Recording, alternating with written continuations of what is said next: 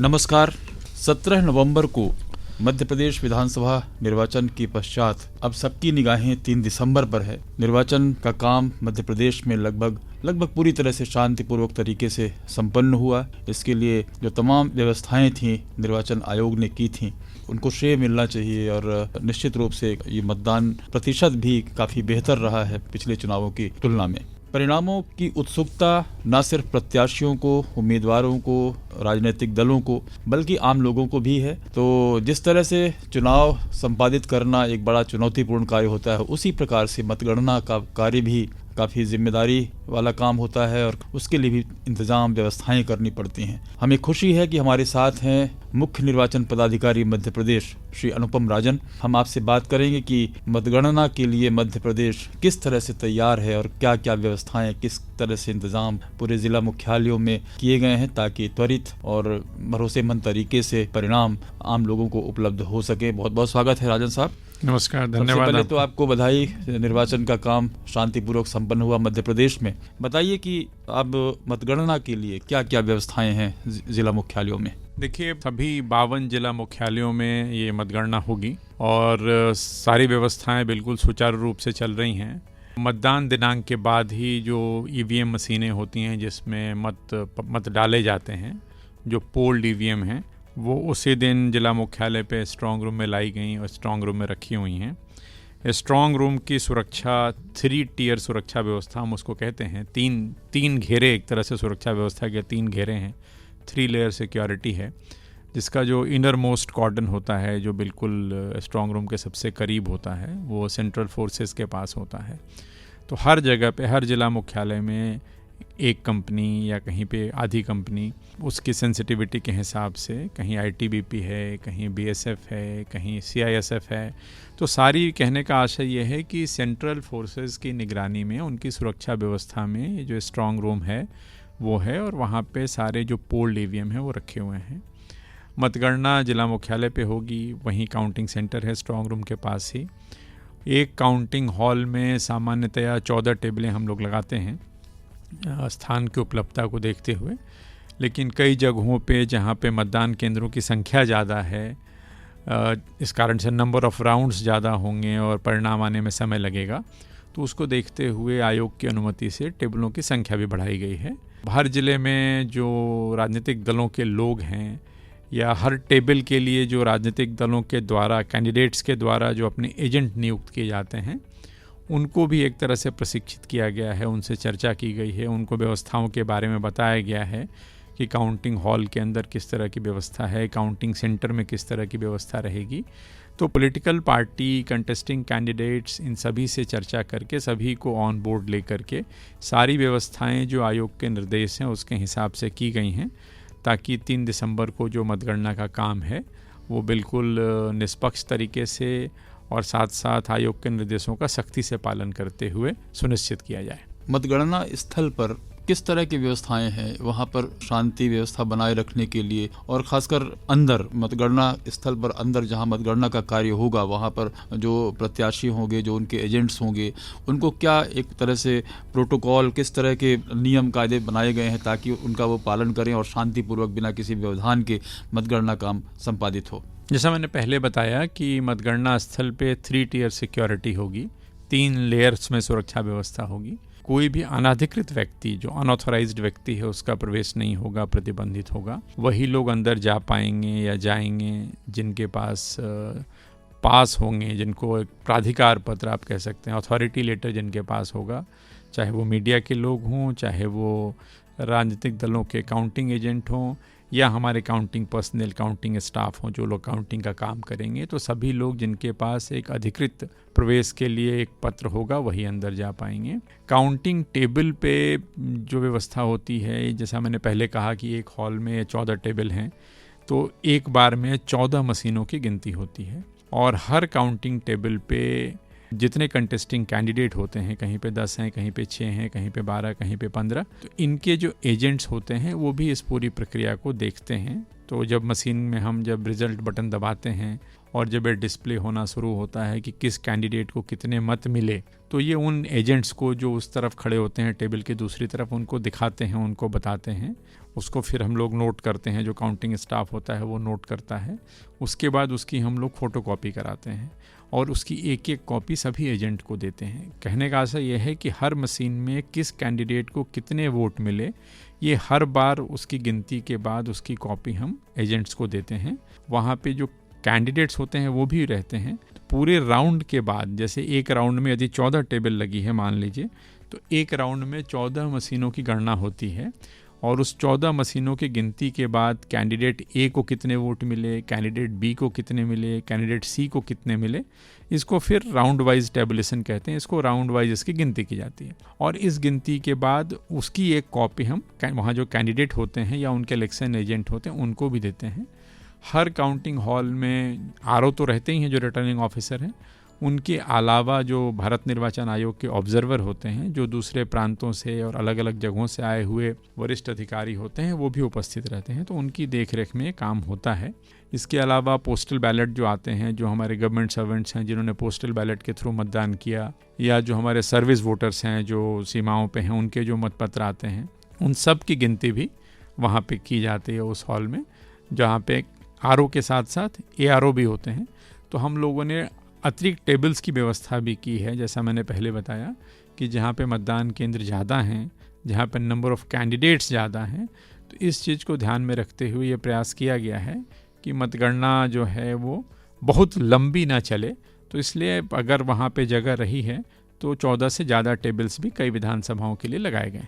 बहुत ही पारदर्शी तरीके से मतगणना का कार्य संपादित करने की व्यवस्थाएं की गई हैं, जैसा कि आपने अभी बताया। हम जानना चाहेंगे कि जैसा कि शुरू में हमने कहा कि बड़ी उत्सुकता होती है लोगों को भी, आम लोगों को भी, सबकी निगाह होती है, तो मतगणना के परिणाम समय समय पर लोगों तक पहुँचें, ये भी बड़ा एक महत्वपूर्ण चरण है पूरे मतगणना के कार्य का। हम जानना चाहेंगे कि मतगणना के परिणाम लोगों तक पहुंचाने के लिए किस तरह की व्यवस्थाएं की गई हैं। देखिए, मतगणना का परिणाम लोगों तक समय समय पर सही तरीके से पहुंचे, इसके लिए जो हमारी वेबसाइट्स हैं, जो हमारे वोटर हेल्पलाइन ऐप हैं, तो इनके माध्यम से लगातार आपको रुझान भी और परिणाम भी प्राप्त होंगे। हम लोग इसका प्रचार प्रसार भी कर रहे हैं और इसके अतिरिक्त जो लाइव फीड होती हैं इसके माध्यम से, वो भी हम डिफरेंट जो मीडिया चैनल्स हैं या जो सोशल मीडिया के प्लेटफॉर्म्स हैं उनका उपयोग करेंगे। जो भारत निर्वाचन आयोग का एक जो प्रोग्राम है जिसको हम एनकोर कहते हैं, जिसमें हम एंट्री करेंगे, तो जो भी हम एंट्री कर रहे हैं परिणामों की, जो हर राउंड के बाद, जिसके भी हम लोग बात कर रहे थे, हर राउंड के बाद किस कैंडिडेट को कितने वोट मिले इसकी एंट्री की जाती है, मतलब वो टैबुलेशन किया जाता है और सिस्टम में उसको हम दर्ज करते हैं कंप्यूटर में। और उसका जो एक तरह से फीड कह लें, जो हम दर्ज करते हैं, वो हम अपनी वेबसाइट के माध्यम से, भारत निर्वाचन आयोग की वेबसाइट के माध्यम से, वोटर हेल्पलाइन ऐप के माध्यम से, एंड प्लस उसको हम सभी मीडिया चैनल्स के माध्यम से, जो टीवी के चैनल्स होते हैं, इनके माध्यम से लगातार प्रचारित और प्रसारित करते रहेंगे। यदि मतगणना की पूरी प्रक्रिया में किसी भी प्रत्याशी को या किसी भी एजेंट को, किसी व्यक्ति को, किसी उम्मीदवार को किसी प्रकार का कोई संदेह होता है, किसी प्रकार की कोई शिकायत होती है, तो उसके निराकरण के लिए निर्वाचन आयोग किस तरह का इंतजाम करता है? जहाँ भी यदि किसी को कोई भी दिक्कत होती है तो हम पूरा जो काउंटिंग का स्टाफ लगता है, काउंटिंग सुपरवाइज़र हो, काउंटिंग असिस्टेंट हो, हमारा प्रयास यही होता है कि कहीं भी कोई भी शक शुबा की गुंजाइश न रहे। यदि एक बार मान लीजिए हमने मशीन दिखाई और उसमें कोई कैंडिडेट अपना नहीं नोट कर पाया, तो उसको हम दोबारा दिखाते हैं, दोबारा बताते हैं। प्रक्रिया को लेकर के यदि किसी को कोई शिकायत होती है तो रिटर्निंग ऑफिसर उसी हॉल में मौजूद होते हैं। जैसा हमने पहले कहा कि भारत निर्वाचन आयोग द्वारा जो नियुक्त ऑब्जर्वर हैं, जो हर विधानसभा के लिए एक हैं, वो वहाँ मौजूद होते हैं। जिला निर्वाचन अधिकारी के रूप में कलेक्टर वहाँ मौजूद होते हैं।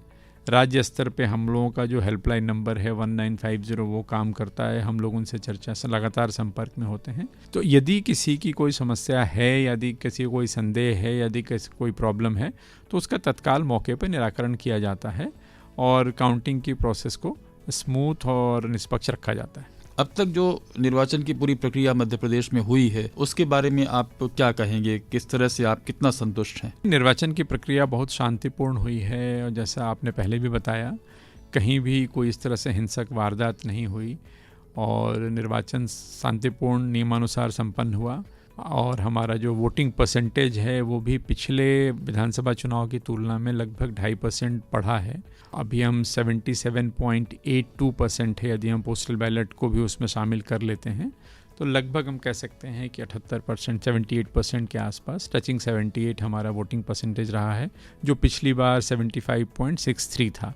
तो 2% से ज़्यादा की बढ़ोतरी नोटिस हुई है, भी एक अच्छी बात है। हम लोगों का प्रयास होगा आने वाले दिनों में कि हम और मतदाताओं को और अधिक जागरूक करें, उनसे और अधिक संवाद करें, ताकि आने वाले जो चुनाव हैं उनमें और अधिक वोटिंग परसेंटेज हो। हर चुनाव अपने आप में एक लर्निंग होता है। आप जब इतने बड़े स्केल पे चुनाव करते हैं या कराते हैं तो आप बहुत सारी चीज़ें सीखने की होती हैं, जो आप आगे फिर अपनी प्रक्रियाओं में सुधार करके उसको इम्प्रूव भी करते हैं। तो इस तरह की जो लर्निंग्स हैं, जो समय समय पर जिलों से जो फीडबैक प्राप्त हुआ है, या इसके बाद हम लोग जिलों से अनुभव भी साझा करेंगे, तो कई प्रक्रियात्मक सुझाव भी आते हैं जिनसे प्रक्रिया को और सरलीकृत किया जा सकता है और बेहतर बनाया जा सकता है।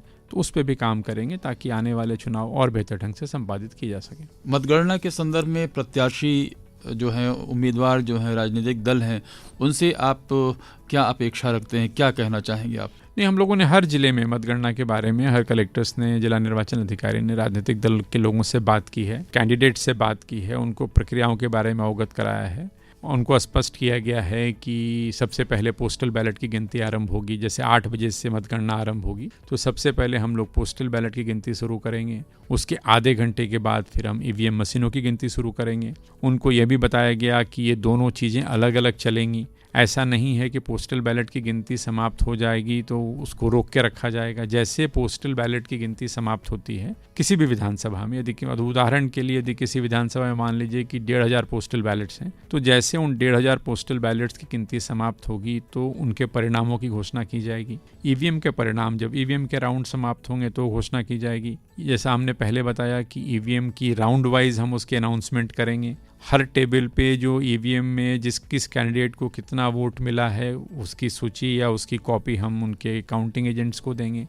तो ये तमाम सारी चीज़ें पॉलिटिकल पार्टी के लोगों को बताई गई हैं, कैंडिडेट्स को बताई गई हैं। क्या लेकर के अंदर जा सकते हैं, जैसे सबको बताया गया कि आप मोबाइल लेकर के अंदर नहीं जा सकते, कैलकुलेटर भी लेकर के अंदर जाना वर्जित है।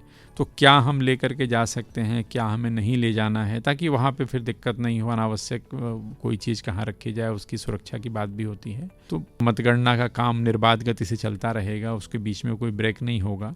तो ये तमाम सारी मतगणना को लेकर के जो व्यवस्थाएं हैं, पोस्टल बैलेट की काउंटिंग को लेकर के कि कौन सा पोस्टल बैलेट किस प्रकार से है तो उसको वैलिड माना जाएगा, पोस्टल बैलेट पे क्या होगा तो उसको इनवैलिड माना जाएगा। तो ये सारी चीज़ें राजनीतिक दलों के साथ साझा की गई हैं और मुझे उम्मीद है कि निर्वाचन की प्रक्रिया में जब पोलिंग की जब हो रही थी उस समय भी जो सहयोग मिला था वो सहयोग काउंटिंग एजेंट से, पॉलिटिकल पार्टी के कैंडिडेट से हमें प्राप्त होगा। और 3 तारीख को जब मतगणना होगी तो हम लोग कम समय में, चूँकि हमने टेबल्स की संख्या भी बढ़ाई है, सभी के सहयोग से मतगणना का काम भी निश्चित समयावधि में एक अच्छे माहौल में बिना किसी बाधा के संपन्न होगा। आपको क्या लगता है कि किसी विधानसभा के जो परिणाम हैं वो कितने घंटे में, कब तक आ सकते हैं? देखिए, ये डिपेंड करता है कि उस विधानसभा में कितने मतदान केंद्र हैं और कितने टेबल्स लगाए गए और कितने कंटेस्टिंग कैंडिडेट्स हैं। यदि मैं अपने राज्य में, हमारे यहाँ 230 विधानसभाएं हैं, यदि हम देखते हैं तो लखनादौन में, सिवनी के लखनादौन में 407 मतदान केंद्र हैं, सबसे ज़्यादा मतदान केंद्र लखनादौन में। और यदि हम कम मतदान केंद्र वाली विधानसभा देखते हैं तो इंदौर में, इंदौर 3 में 193 मतदान केंद्र है, 193। तो नेचुरली मेरा मानना है कि इंदौर 3 का जो रिज़ल्ट है वो पहले आएगा। लखनादौन भी बहुत लेट इसलिए नहीं होगा कि लखनादौन में हम लोग 14 टेबल की बजाय 21 टेबल से हम मतगणना कर रहे हैं। तो इस तरह के जहाँ भी मतदान केंद्र थे वहाँ प्रयास ये किया, जहाँ भी 300 साढ़े 300 से ऊपर थे वहाँ प्रयास ये किया गया है कि टेबल्स की संख्या 14 से बढ़ा करके 21 की जाए। यदि 21 करना संभव नहीं था तो कहीं 20 किया गया, कहीं 18, कहीं 16, ताकि नंबर ऑफ राउंड्स आप कम करें। तो अलग अलग समय पे हमें रिजल्ट्स प्राप्त होंगे। बट मेरा मानना है कि शुरुआत 4 घंटे से 5 घंटे के बीच के अंदर, काउंटिंग शुरू होने के 4 से 5 घंटे के अंदर हमें विधानसभा चुनाव परिणाम मिलने प्रारंभ हो जाएंगे। और जहाँ सबसे देर तक जो काउंटिंग चलेगी, यदि निर्बाध रूप से चलती रही, कोई ऐसी लोकल परिस्थिति नहीं हुई तो 9 से 10 घंटे के बीच में, जहां जो सबसे लास्ट जो हमारी विधानसभा होगी उसका परिणाम भी हमें 9 से 10 घंटे के बीच में मिल जाना चाहिए। तो हम कह सकते हैं कि जो रिजल्ट्स हैं, कंप्लीट रिजल्ट्स हमें 5 घंटे से लेकर के 10 घंटे की अवधि के बीच में प्राप्त हो जाएंगे। आपने बताया कि मतगणना स्थल पर अंदर क्या क्या चीज़ें ले जानी है, क्या क्या नहीं ले जानी है। हम थोड़ा सा जानना चाहेंगे लोगों की जानकारी के लिए, ताकि वो अवेयर रहें, जागरूक रहें और पूरा सहयोग करें प्रशासन का, कि क्या क्या चीज़ें प्रोहिबिटेड हैं किसी मतगणना स्थल पर। देखिए, जो मतगणना स्थल पे पहली बात तो यह है कि जो अनऑथराइज्ड लोग हैं उनका प्रवेश वर्जित है। तो वही लोग जा पाएंगे जिनके पास एक प्राधिकार पत्र होगा, अथॉरिटी लेटर होगा। चाहे वो मीडिया के लोग हों, चाहे वो काउंटिंग में लगे लोग हों, स्टाफ हो हमारा गवर्नमेंट का, या वो काउंटिंग एजेंट्स हों या कैंडिडेट्स हों, तो सभी को प्राधिकार पत्र जारी किए गए, अथॉरिटी लेटर जारी किए गए हैं। अब मतगणना कक्ष के अंदर जहां मतगणना होगी, मतगणना हॉल के अंदर मोबाइल पूर्णतः प्रतिबंधित है। तो ज़्यादा अच्छा है कि क्या लेके जा सकते हैं हम उसकी बात करें। उसके अतिरिक्त सारी चीज़ें प्रतिबंधित होगी। तो जो काउंटिंग एजेंट्स होते हैं उनके लिए वो पेन ले जा सकते हैं, पेंसिल ले जा सकते हैं, राइटिंग पैड ले जा सकते हैं। इसके अतिरिक्त जो चीज़ें हैं वो प्रतिबंधित हैं। इवन जो काउंटिंग का जो हमारा स्टाफ होगा, जो टेबल पे काउंटिंग करता है, उनके लिए भी मोबाइल प्रतिबंधित है। वो भी मोबाइल नहीं ले जा सकते। वो भी यही चीज़ें लेकर के जाएंगे जो काउंटिंग एजेंट के लिए मैंने बात की। मोबाइल का उपयोग सिर्फ जो ऑब्जर्वर हैं, आरओ एआरओ हैं, मतगणना से लगे और जो अधिकारी कर्मचारी हैं जिनको अनुमति है वही उपयोग कर पाएंगे। वो लगातार उपयोग नहीं करेंगे। लेकिन जो काउंटिंग स्टाफ है हमारा, उसके लिए मोबाइल प्रतिबंधित है। काउंटिंग एजेंट है, उसके लिए मोबाइल प्रतिबंधित है। तो मतगणना कक्ष के अंदर एक तरह से मोबाइल पूर्णतः प्रतिबंधित है। आखिर में क्या कहना चाहेंगे लोगों से, श्रोताओं से, प्रत्याशियों से, आम लोगों से और राजनीतिक दलों से? नहीं, मैं यही अनुरोध करना चाहूँगा या बताना चाहूँगा कि सभी 52 जिला मुख्यालयों पे मतगणना की पूरी तैयारी है। मतगणना सुचारू रूप से संपन्न हो, इसके लिए पूरी व्यवस्था है। सेंट्रल फोर्सेज वहाँ पे डिप्लॉयड हैं।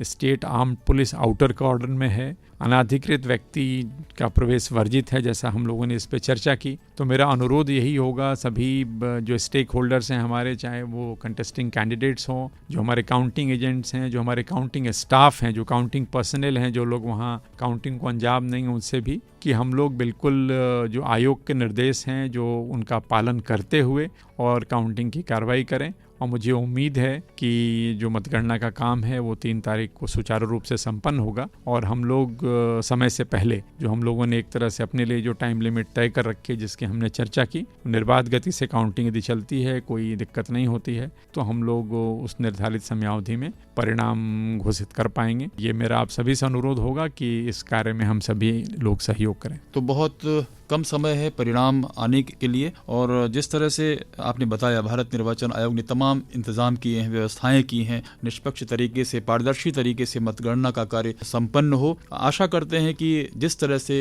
वोटिंग, जिस तरह से निर्वाचन का कार्य हुआ है शांतिपूर्ण तरीके से, उसी तरह से आगे की भी पूरी प्रक्रिया, मतगणना की पूरी प्रक्रिया शांतिपूर्वक तरीके से, विश्वसनीय तरीके से संपन्न होगी। आपने इतनी महत्वपूर्ण जानकारी हमसे साझा की, आपका बहुत बहुत धन्यवाद। नमस्कार। थैंक यू, धन्यवाद।